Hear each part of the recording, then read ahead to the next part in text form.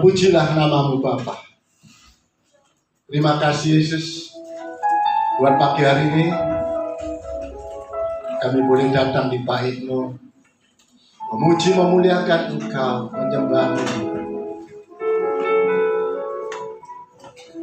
Itu suatu sukacita bagi kami Bapa, untuk bisa ada di tempat ini, menerima urapan-Mu, jamahan-Mu, sentuhan tangan-Mu. Terima kasih Bapa. Saat ini tuntunlah kami dengan firman-Mu. Singkapkanlah rahasia firman-Mu. Kami siap mendengarnya. Di dalam nama Tuhan Yesus, mari sama-sama katakan amin. Shalom, selamat pagi. Mujizatnya bagi siapa saja. Jadi mujizat itu bisa terjadi pada siapapun juga. Katakan amin. Percaya, katakan amin. Amin. Markus 6 ayat 2 katakan, pada hari itu ia mulai mengajar di rumah ibadat, dan jemaat yang besar takjub ketika mendengar dia, dan mereka berkata, dari mana diperolehnya semuanya itu? Hikmat apa saja, apapun lah yang diberikan kepadanya, dan mujizat yang demikian bagaimana dapat diadakan oleh tangannya? Amin.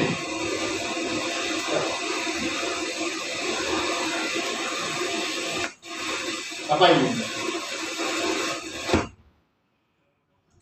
Amin. Itulah pikiran orang-orang yang dinamakan bebal. Orang bebal, keras hati, terjadi di tempatnya sendiri, yaitu Nazaret, kota kecilnya dia sampai dewasa. Maka ia tidak dapat mengadakan suatu mujizat di sana. Bukan nggak ada ya. Ayat selanjutnya, kecuali menyembuhkan beberapa orang sakit dengan meletakkan tangannya. Jadi masih ada mujizat, bukannya nggak ada, cuma tidak banyak mujizat yang dilakukan. Mengerti, katakan amin.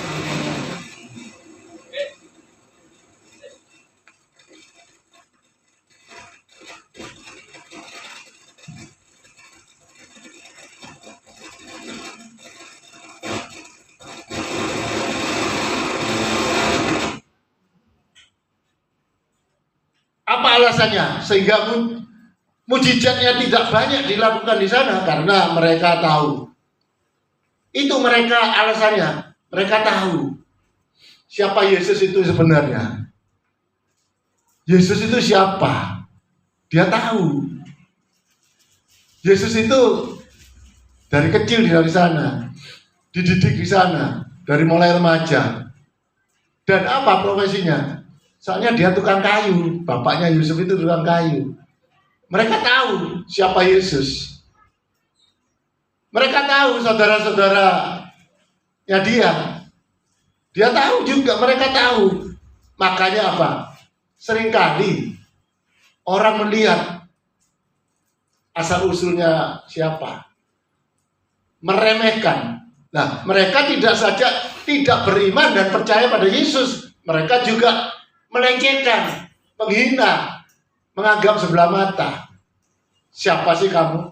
Apa sih yang bisa engkau lakukan? Itu bisa terjadi, saudara. Mungkin di tetangga saudara, di kampung saudara. Mereka melihat, aku tahu ini asal-usulnya apa nih, apa bisa dia. Meremehkan. Itulah manusia. Mereka tidak punya iman. Kalau mereka punya iman, mereka percaya.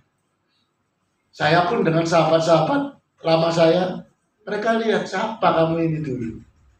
Aku tahu siapa kamu. Apa kamu bisa? Apakah benar? Padahal sebelumnya mereka itu lihat, mereka takjub ketika mendengar dia. Takjub loh. Tapi akhirnya bertanya, bagaimana dapat diadakan tangannya? Nah sekarang, Alkitab tidak kontradiktif ya. Tidak banyak dilakukan mujizat di sana. Hanya ada beberapa saja yang bisa. Jadi tetap ada. Di sini saya katakan mujizatnya bagi siapa saja. Kan aneh. Nah, inilah yang sampai saya mau beritahukan pada saudara. Karena saya menemukan satu rahasia. Saya mau bertanya pada saudara. Mujizat pertama Yesus dilakukan itu apa? Ayo. Mujizat pertama Yesus. Air menjadi anggur. Amin. Betul. Pintar ya. Saya senang kalau jemaat bisa jawab. Tapi yang benar. Salah pun tidak apa. Dibenarkan. Supaya apa? Bertumbuh. Mujizat pertama Yesus. Air menjadi anggur. Saya ngambilnya di Yohanes saja. Yohanes saya nak urutan. Nanti saya mau tanya pada saudara di pertanyaan yang kedua. Pertama, mujizat pertama Yesus, air menjadi anggur. Ada ditanyakan? Yohanes 2 ayat 9 katakan. Setelah pemimpin pesta itu mengecap air yang telah menjadi anggur itu dan ia tidak tahu dari mana datangnya, tetapi pelayan-pelayan yang mencedok air itu mengetahuinya. Ia memanggil mempelai laki-laki. Amin. Air menjadi anggur. Itu mujizat pertama yang Yesus lakukan yang sangat fenomenal. Mengapa, saudara? Dari hitungan sepersekian detik air bisa menjadi anggur. Itu tidak mudah, saudara. Kalau air biasa disaring, disuling jadi air jernih, gampang. Masuk filter, bening. Tapi ini air berubah menjadi anggur. Itu ada kandungan raginya, loh. Kalau saudara minum banyak anggur bisa mabuk. Bukan air biasa ini, jadi anggur. Itu di luar logika nalar kita. Mengerti katakan amin? Gak gampang. Begitu banyaknya juga. Ditulis di sana, satu tempayan itu 2-3 bunyung air. Berapa cedok air? Ada 6 tempayan, berapa puluhan liter. Sehingga peristiwa itu membuat mereka tahu, menjadi takjub dan bingung. Mereka pun bingung. Duh, air ini. Yang bawa itu juga bingung. Duh, kok bisa jadi anggur? Itu yang pertama yang Yesus lakukan, yang tercatat di Alkitab. Yang kedua, di Galilea, setelah Yesus peristiwa air menjadi anggur, dia ke Kana Galilea. Kana Galilea itu utara. Setelah mujizat air menjadi anggur, Yohanes 4 ayat 54 katakan. Dan itulah tanda kedua yang dibuat Yesus ketika ia pulang dari Yudea ke Galilea. Amin. Perhatikan. Dia menyembuhkan pegawai istana di Kana Galilea. Setelah dia air menjadi anggur, dia balik ke Galilea sana karena dia menyembuhkan anak pegawai istana. Perhatikan, saudara. Kalau saudara baca ayat di Yohanes 4, Yesus dimintai tolong oleh pegawai istana. Anaknya hampir mati, minta tolong. Yesus cuma ngomong apa? Sudah, pergi. Pergilah, anakmu hidup. Karena dia tahu imannya bapaknya. Dia percaya, bukan seperti yang kemarin dia lakukan di Kana dan di Nazaret. Nggak percaya. Tapi dia tahu bapaknya ini butuh pertolongan. Akhirnya ada mujizat terjadi. Oleh iman percaya, Yesus katakan, pergilah, anakmu sembuh dan hidup. Dan lalu anak itu betul-betul sembuh dan hidup. Katakan amin. Kedua, yang ketiga, penyembuhan di kolam Bethesda. Yohanes 5 ayat 8-9 katakan, kata Yesus kepadanya, bangunlah, angkatlah tilammu dan berjalanlah. Dan pada saat itu juga sembuhlah orang itu, lalu ia mengangkat tilamnya dan berjalan. Katakan amin. Lihat, Yesus melihat orang ini sudah duduk menghabiskan waktunya 38 tahun. Padahal mulanya ditanyain, maukah kamu sembuh? Dia katakan, gak ada yang angkat aku, dicemplung jeburkan ke kolam. Saat kolam itu goyang, kedahuluan terus. Jadi kalau bahasa Perancisnya kedisian. Jadi dia nggak ada kesempatan. Tapi Yesus katakan apa? Tahu loh, dia nggak kenal Yesus. Makanya dia ngomong begitu. Akhirnya Yesus ngomong, pergilah, berjalanlah, angkatlah tilammu. Itulah anugerah yang pun disembuhkannya. Katakan amin. Nah, itu saya kasih contoh 1, 2, 3, masih banyak toh. Pertanyaannya kedua, tadi apa? Mujizat Yesus yang pertama, kedua, 3, 4. Sekarang ada satu rahasia yang saya menemukan. Saya tanya dan saya cek. STT, S1, S2, sudah master, S3 pun, PhD, baru saya tanya, Pak, saya tanya ya, apa mujizat terakhir Yesus? Saudara tahu? Angkat tangan. Gak ada yang tahu ya? Apa? Duh, yang keras apa? Siapa? Gak denger ya? Apa?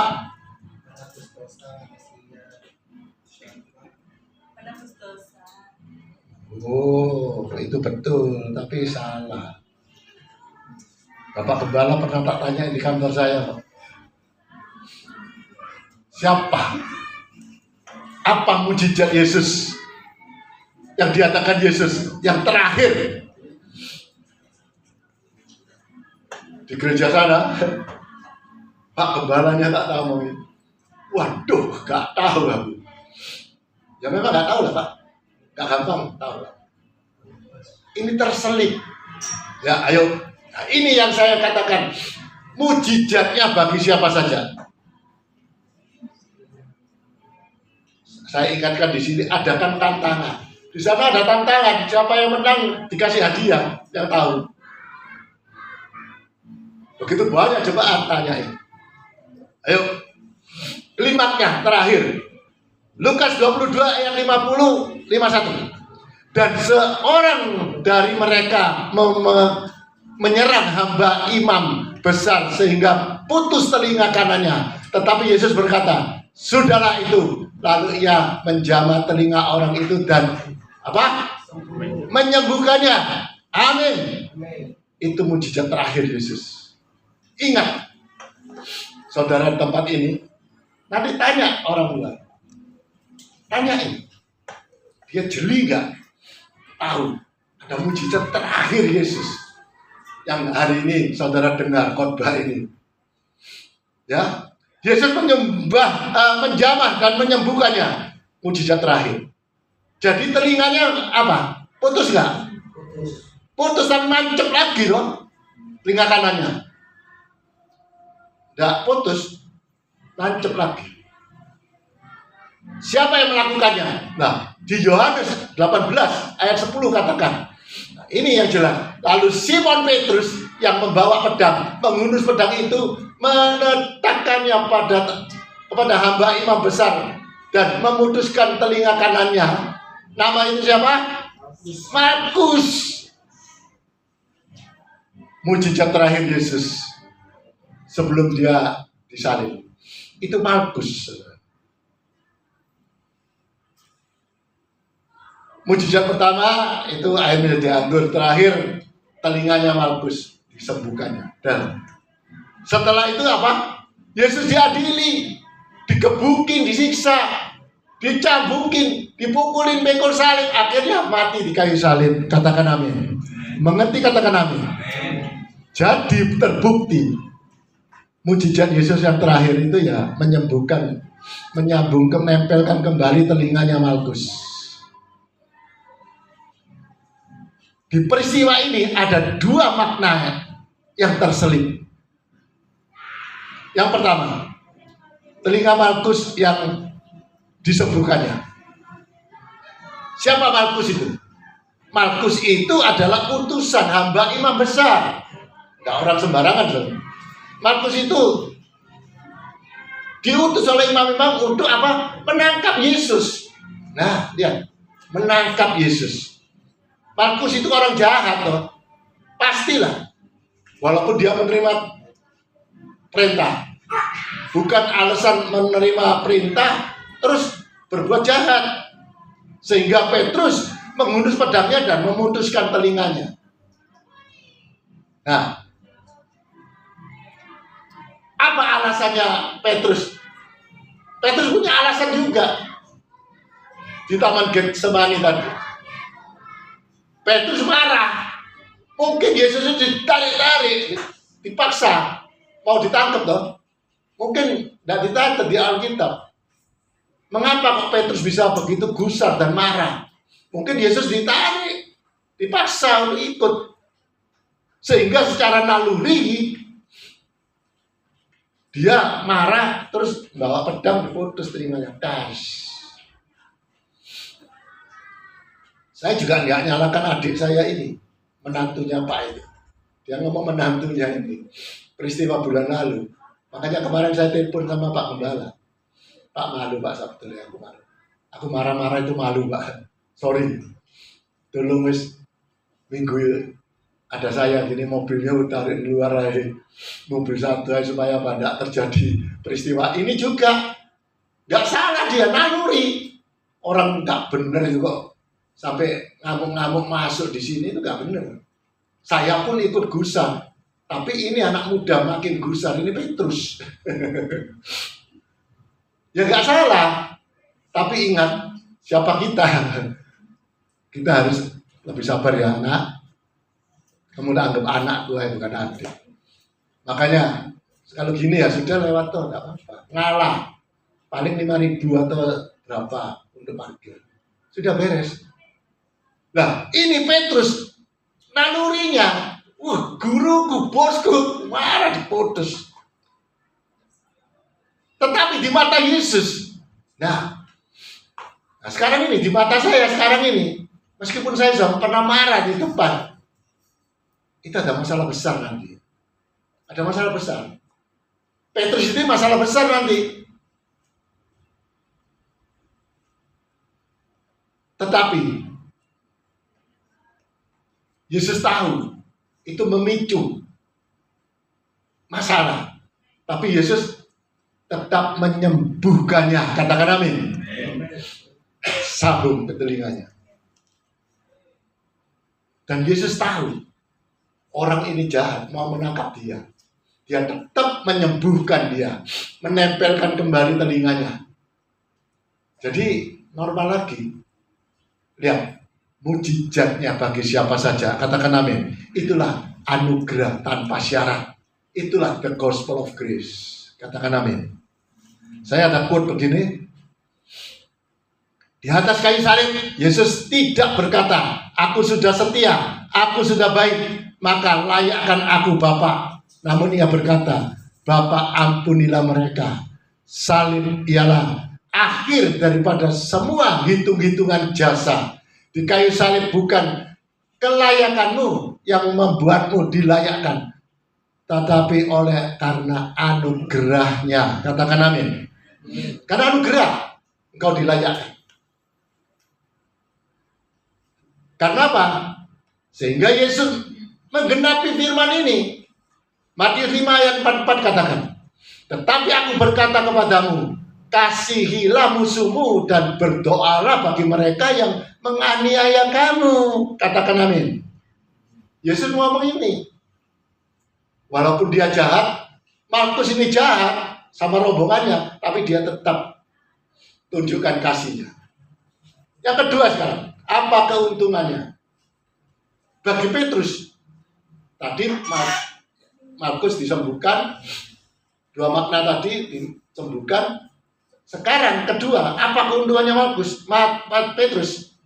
Dengan peristiwa terputusnya telinga kanan Markus, Petrus melakukan kesalahan besar. Petrus sangat gegabah, bertindak gegabah, sehingga membuat Yesus menganulir kesalahannya dia, menanggung kesalahannya dia. Petrus salah, tapi merasa benar. Tapi di mata Yesus beda, saudara. Nah, kita ingin semua ini lihatlah seperti Yesus melihat. Jangan lihatlah seperti hatimu yang melihat atau pikiranmu yang melihat. Beda, saudara. Yesus yang menganulir.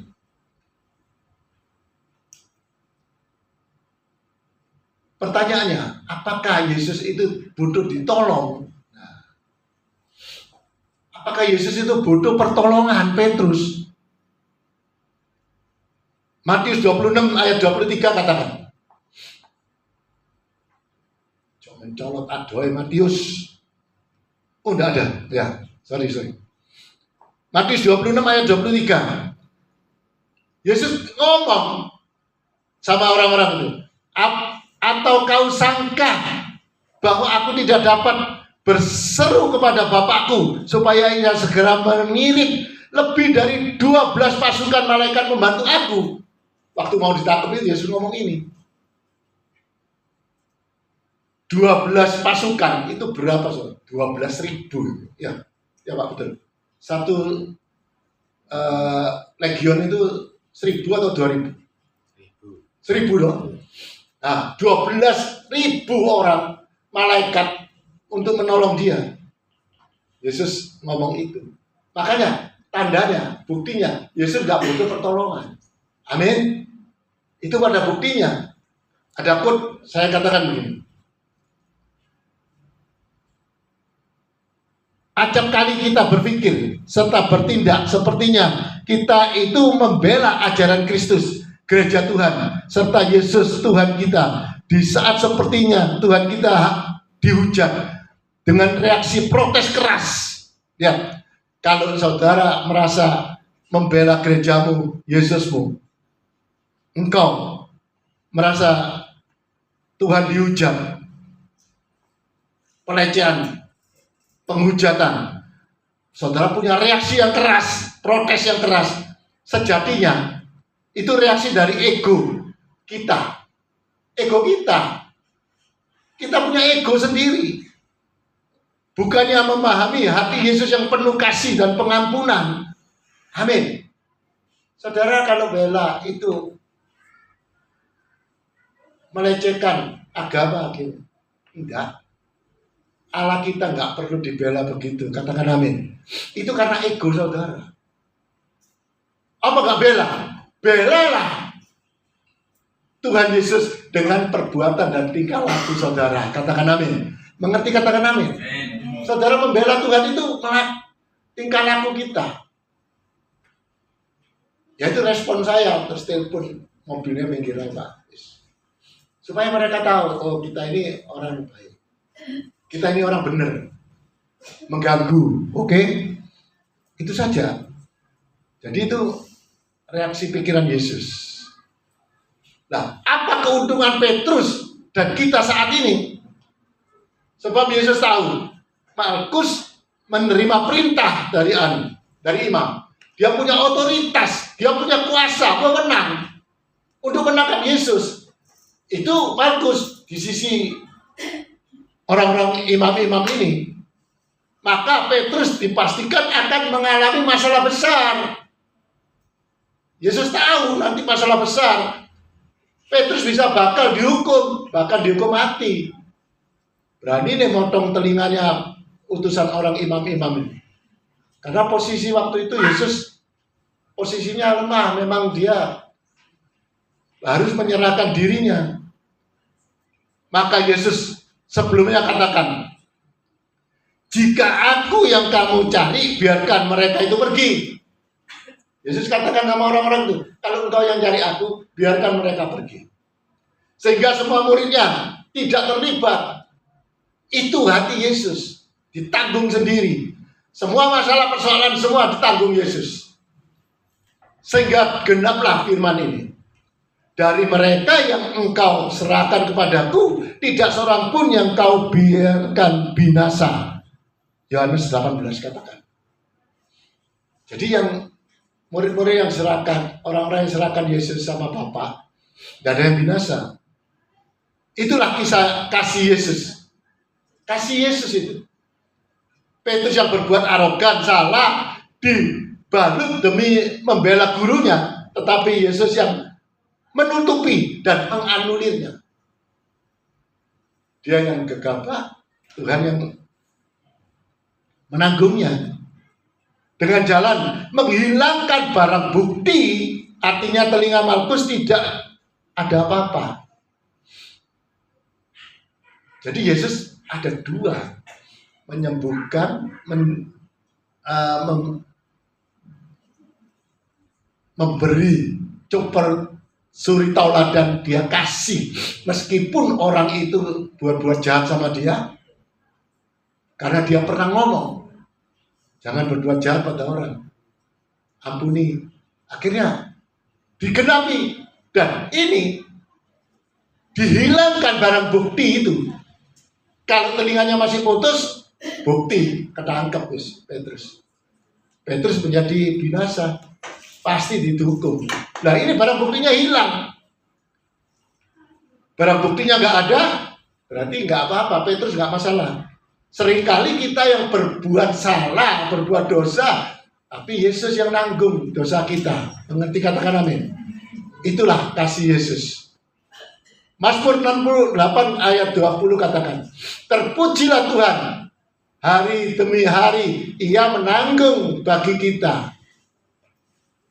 Allah adalah keselamatan kita. Katakan amin. Yesus lakukan itu, mujizat yang terakhir. Barang buktinya dihilangkan sama Yesus. Petrus salah, dianulir. Setelah itu beberapa jam lagi Yesus dihakimi. Yesus disiksa, dipukulin, bahkan disalibkan. Ya. Tetapi apa tujuan Yesus? Bahkan saat dunia melukainya, menghinanya, menyiksanya, Yesus tetap memilih untuk menyembuhkan serta berbuat kebenaran dan kasih-Nya. Katakan amin. Ya.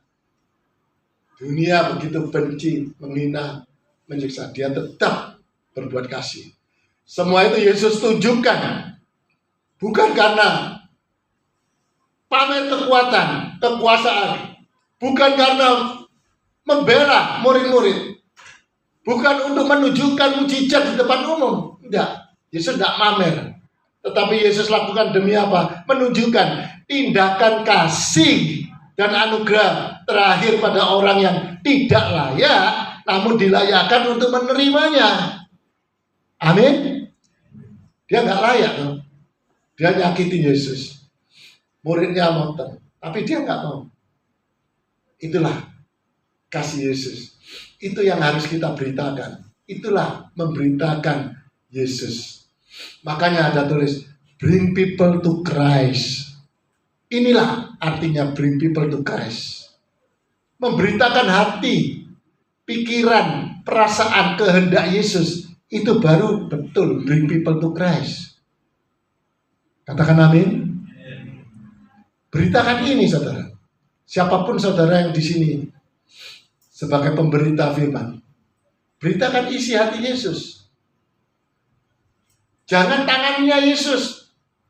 Kan sering dong. Jangan takut. Yesus pasti datang menolongmu. Yesus pasti gini. Enggak. Bukan itu yang Yesus inginkan. Itu the gospel. Not the gospel of grace and truth. Pikiran, perasaan, kehendak Yesus. Beritakan. Ini loh. Yesus dijahatin. Yesus ketemu orang jahat. Dia tetap memberikan mujizatnya. Di sana ada selip dua. Untuk menyembuhkan. Untuk menyelamatkan muridnya juga. Jadi aman.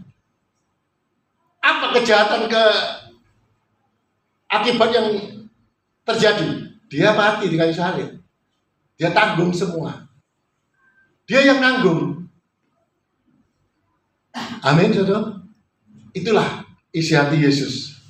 Saya punya quote begini.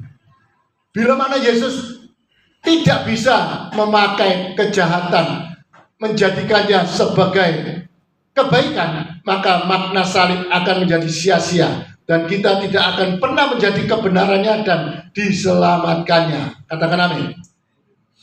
Pesan terakhir, Yesus tidak akan berhenti mengasihi bahkan bagi yang masih jauh.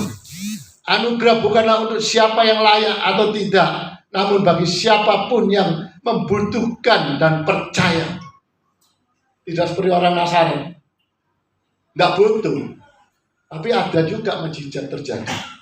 Yesus memberi anugerah tanpa syarat, bahkan Yesus pasti menyentuh bagian hidup yang masih terhilang. Yesus tetap. Itulah kabar Injil, anugerah dan kebenaran Yesus yang sejati. Dan ayat yang terakhir, inilah tubuh dan darah Kristus. Yohanes 3 ayat 16 katakan, karena begitu besar kasih Allah akan dunia ini, sehingga ia mengaruniakan anaknya yang tunggal, supaya setiap orang yang percaya kepadanya tidak binasa, melainkan beroleh hidup yang kekal. Katakan amin. Haleluya. Mari kita berdoa. Haleluya. Terima kasih Yesus buat berkat firman-Mu. Teguhkan firman-Mu. Sempurnakan firman-Mu dengan tanda-tanda ajaib terjadi di setiap jemaat-Mu yang ada di tempat ini. Terima kasih Yesus buat pagi hari ini. Segala puji syukur hormat kemuliaan hanya bagi-Mu. Dalam nama Tuhan Yesus